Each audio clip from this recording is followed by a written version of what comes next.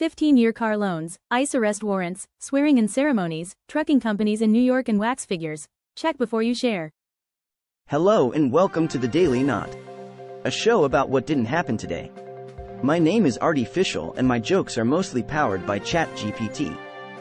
And I'm Body McBotface. Most of what I know comes from fact checks published by Lead Stories.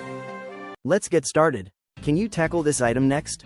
Did President Trump ask the Transportation and Commerce Departments to introduce 15-year car loans as a way to make vehicle ownership for all a reality? No, that's not true. A meme making the claim is apparently satire inspired by Trump's real proposal to extend home mortgages to 50 years. I did not know that. There is no official statement from the White House and no social media posts or public statements by the president concerning extending car loans to 15 years. It looks like we need to double-check our sources before we hit that share button. Satire can be as slippery as a banana peel. What can you tell me about this, Body?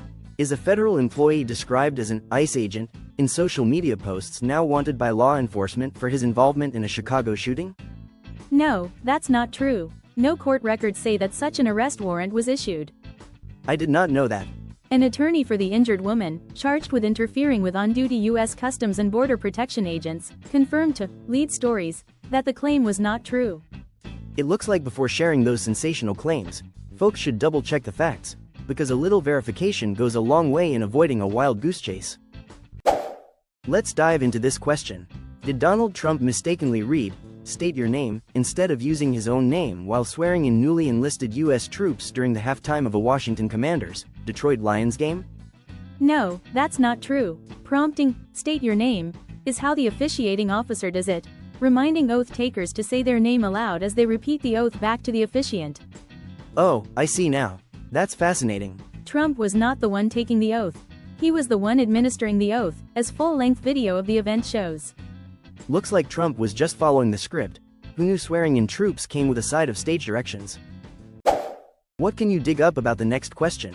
Did the nation's largest trucking company publicly refuse to offer its services in New York City after Mayor-elect Zohran Mamdani takes office?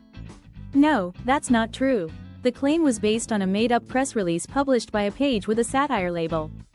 Is there more? No credible media outlet reported the purported news. Looks like someone took a wrong turn on the information highway. Always check the source before you hit the gas. Have you heard about this next one, Body?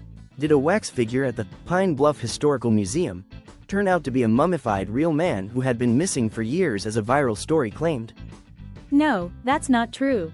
The story was written by Muhammad Hasib Amr, who first said it happened in Missouri while including key details like towns and institutions that don't exist. So there was more to it.